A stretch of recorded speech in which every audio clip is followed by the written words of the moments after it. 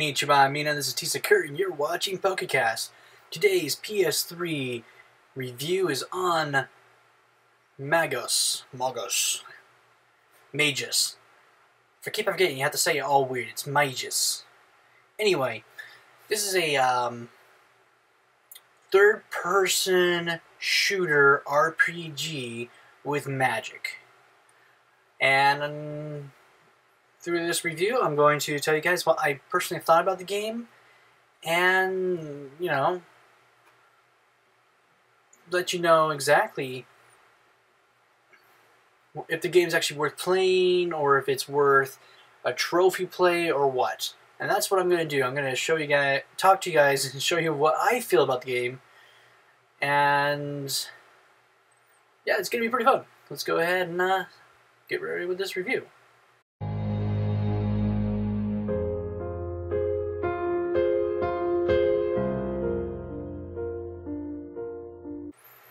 Okay, I was looking around for a good RPG to play. Went around GameFAQs. Okay, what would be a fun RPG to play that has some trophies, and just flat out wasn't expensive. Well, when I saw this, it's like, okay, what's this all about? Okay, alright. Then, you know, found it really cheap on Amazon, so I picked it up. Finally, I got my game in the mail, and that's when I decided to do my 10-minute first impressions video. After that, I had to beat the game. The story caught me. I couldn't help it. There was just something about the game that caught my eye, and I think it was the story. Yeah, there's a lot of things that are just flat out bad about this game. But when it came to wanting to play it, now, like I said, the story is what drove me forward. It was interesting, at least to me. So I stopped playing everything just to beat this game, and, you know, let's see where it's going to go. And it was fun, but it didn't take me that long to get 100% of the game done. So, you know, yeah, there's a lot of little things about it. It definitely isn't the longest game. It's not the hardest game, since you can do everything on easy mode. And there is, as far as I was able to see, there's no ending bonus for playing it on hard mode, so yeah. But, you know, I enjoyed playing it with my 10-minute first impression, so I wanted to see what it was like. And that's why I chose to do a review on this game, because, you know, it strangely caught me and wanted me to play more of it. Divine powers, I claim this world for my own. Please forgive my insolence, Lord Magus.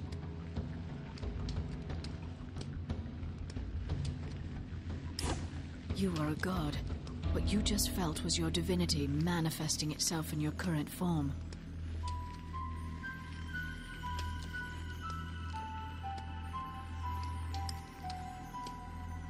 I am not quite sure what I should say. Normally, such dismissive mockery would be considered blasphemy. But can a god blaspheme against himself?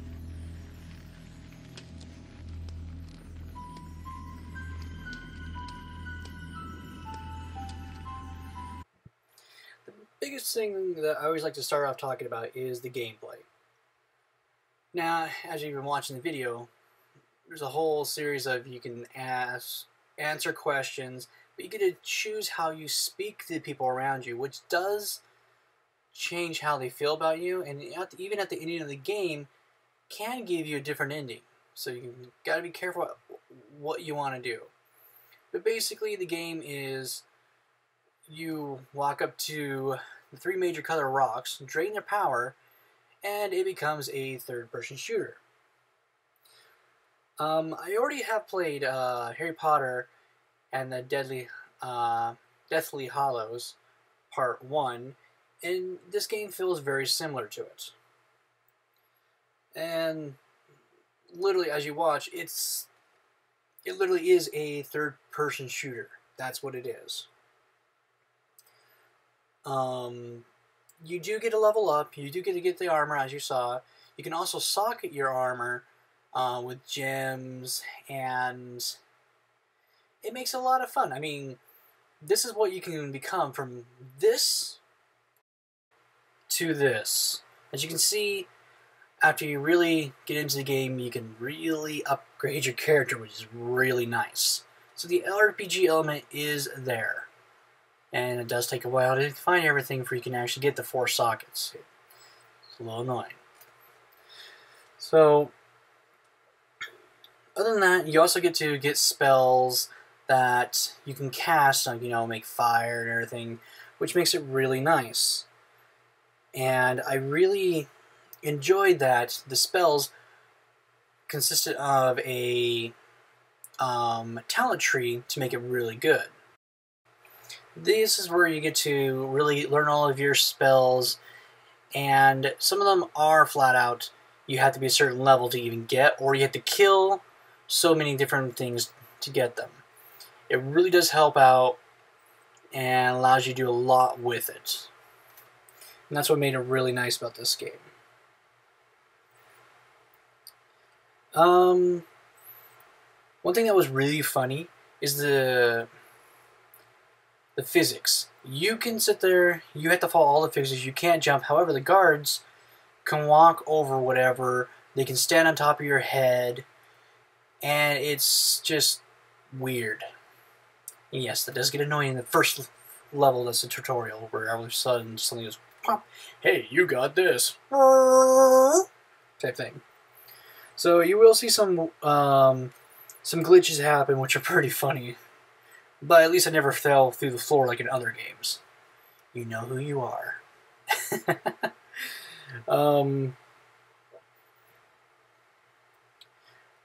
weirdest thing is really going to be the menu. As you can see right here, you have to use you have to use the 2s to move, the 1s to move sub-menu. So the menu can be really hard, and then when you use the D-pad to go around, you can lose track of where you are. So that was the biggest thing I saw that I didn't like, that was hard. But that was okay, and I did have one glitch which would happen when I would equip an armor. Every once in a while, the other armor on the screen would be unequipped for no reason. So that's like the biggest glitch I could find. That was a little annoying. Other than that, we have, as you can see, there's a lot of lighting issues. In this level, of course, it's really dark. Yeah, you're in a dungeon with no windows, but I mean, I don't like to change, brighten up the game if I do not have to. And for it not being a horror survival game, it's a little weird that they would do that, but make it too dark even so at times. When in other levels, it'd be too bright, like this one. If you got in the right place, the sun would be glaring right in your eyes. And it's still, the colors were a little bit off, but that just seems to happen in several levels. So you had to watch how bright it would get sometimes. Because, yeah, well, you're on a beach, but it's too sunny of a beach for what's going on. The only other thing that was really weird, these things right here are unicorns. Yes, in the game, unicorns were either evolved forcibly by the gods, or evolved naturally into humanoid unicorns. Oh, by the way, they're undead too. Yeah, that's when the game got really weird, and I was just like, what? So, moving on, the next biggest thing is the sound. The voice acting is definitely not anything to write home about. As, like, right here. Very little, I'm afraid. I suggest that we consult with a priest of the guards. I'm not sure, my lord. but I will do everything in my power to help you locate one. I had to say, the music wasn't bad. I mean, it's what it's supposed to be, yeah, it's about as generic as you can get, but it works with the game. So the music wasn't something that you hated. It's one of those type that you would be willing to download and have it for you can listen to later. So, you know, that wasn't a bad thing. But the voice acting does make it fun, just because, let's face it, we love the bad acting in games. You know who you are. And that isn't something that turns the game into unplayable. Since it's not a huge part of the game, it makes me wonder what, instead of the grunts that we get when he starts attacking, what our main character would actually have sounded like. Kill them all!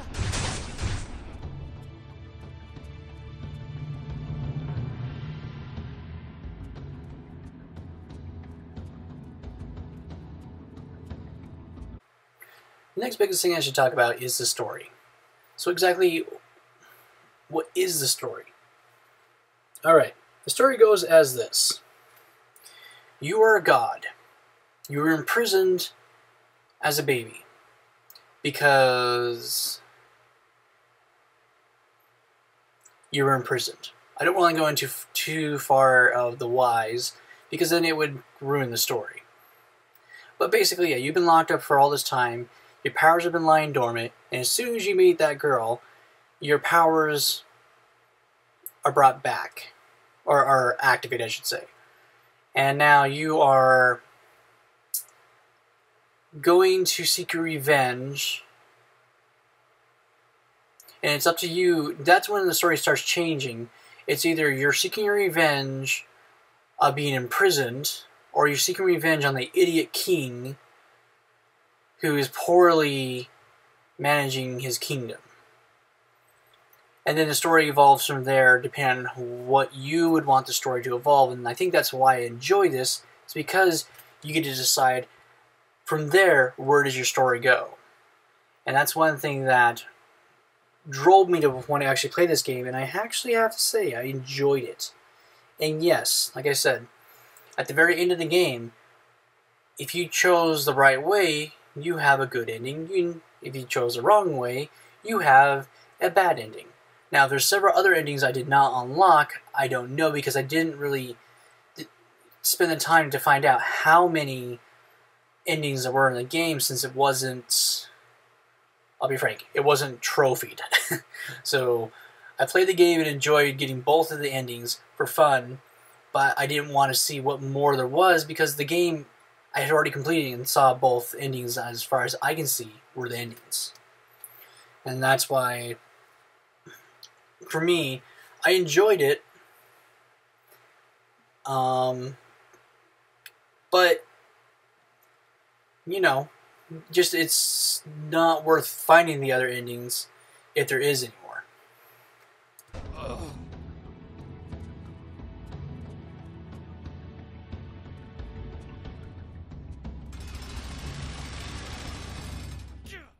Alright, the next thing I'm going to talk about is the trophies. Let's be honest. Easy is the right word for this game. It felt like, honestly, the only reason I would put it out of 3 is because you have to have patience for certain trophies. Other than that, you can do the game on easy mode, and there's no hard difficulty or medium difficulty trophies, so everything's done on the easy mode. The annoying ones are going to be, you have to kill 100 of this or 100 of that. So yeah, that gets a little annoying to do, but you can always replay any of the levels to go and do any of the ones you have to do. Now, of course, there are a couple other ones that you have to be very careful about while you're doing them, and well, the 3 of them are coming up right now. Is Green with Envy, Blue Meanie, and Necromancer. These, of course, you have to wait till level 30 before you can get them. You would then save the game, complete the talent tree, load the game, and do it again until you get all 3 of those trophies. Those are the ones you have to wait to do. The next 2 that are just a pain in the butt are going to be the Road to Wellsville, which you have to use the tutorial level for, and then Scavenger. After you beat the game, you have to play the ending level like 600 times, because it's the only place you're going to actually get 500 items afterwards. That one is the one that took me, I think, a good hour to get. Then, of course, these right here are what I was talking about. 100 of these, 100 of those, 100 of those. Some of them, no problem. You'll get them by the end of the level. Other ones, you have to go back because there's not enough in the level for you to get them. But, in all, about 6 to 8 hours it will take to get 100%. I really enjoyed doing the trophies just because it required me to go and really level up my character just to see how high I can get up. And it looks like level 50 is the highest you can get in the game. And by then you can actually max out 2 of the talent trees and then a little bit of the other one, which was really nice. Plus you get to get a ton of great armor, and you get to max out your armor, max out your abilities. And I found that to be a lot of fun, so getting the rest of the trophies wasn't that much of a chore because you get to enjoy seeing what else there was. And that was something I really enjoyed to see, that it wasn't a horrible ordeal. Though the 500 items trophy, wasn't sure. That's when you just put on a movie on a handheld device and watch it or play your video if you can, and play this game at the same time, and just get ready to repeat and see all the multiple endings that you're able to obtain by that time in the game if you've chosen one path. And that's how you can get at least 2 of the endings at the end. So that made it fun.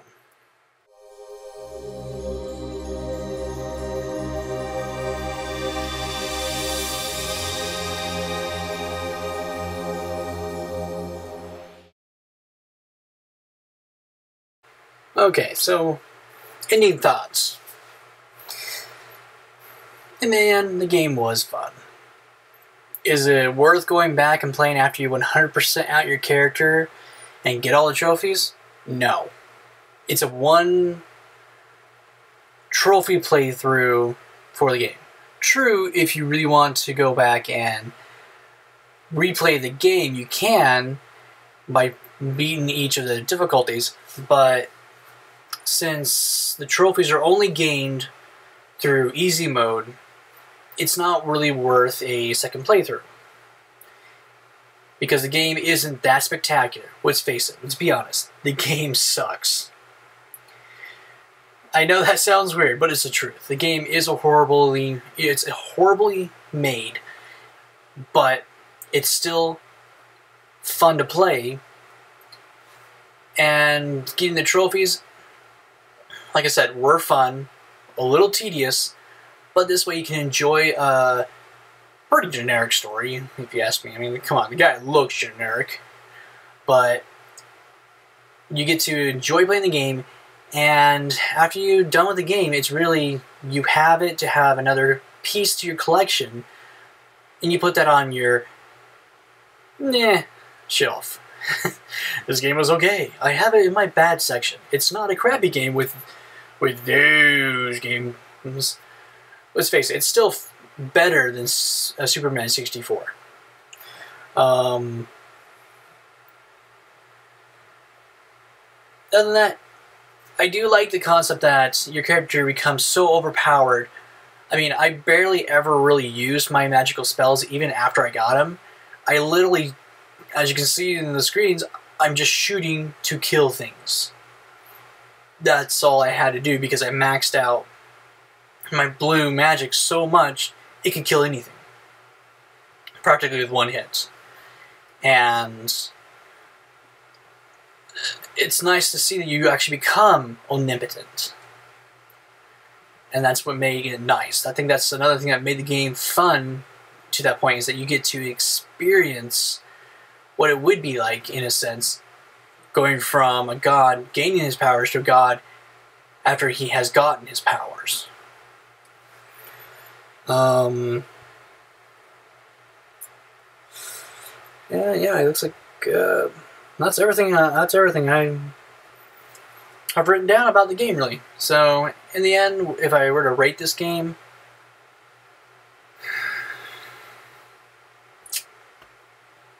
if I went with a 10-star system, this would probably be a 4 or a 3. It's fun to enjoy. It's definitely only worth one game playthrough for the trophies. So that's probably why I would say, yeah, it's definitely a 3 or a 4. Would I recommend people pick this up? In all honesty, pick it up for your collection. It's going to become one of those cult classics eventually, because with the PS3 not having so many more years to go, this is going to become one of those RPGs that will become probably a collector's item just because it's so bad. So I do recommend to pick this up while you have the opportunity to, before the game literally becomes, obscured. I'm saying the wrong word, but you know what I'm saying, that to where it's impossible to find, but then you start having all those people come up, dude, did you ever play that crappy RPG on the PS3? Because that's exactly what this game is going to become. You get the trophies for playing an RPG, you get to enjoy a very generic main character, very commonly made story and all that. So it's going to be fun. So that's what I personally feel about this game, and why I highly recommend it as a pickup game. Just because when it becomes harder to get, it is available digitally, but it's even going to be harder to get physically, and that's why I really enjoyed it, and I hope you guys enjoyed this video. I did use a lot of footage from the first tutorial level because I didn't want to give too much away of the game, and so I hope you guys enjoyed. And yeah, for some reason I paused the game right here. That's weird. Hope you guys enjoyed. This is T Sakura saying ciao and sayonara.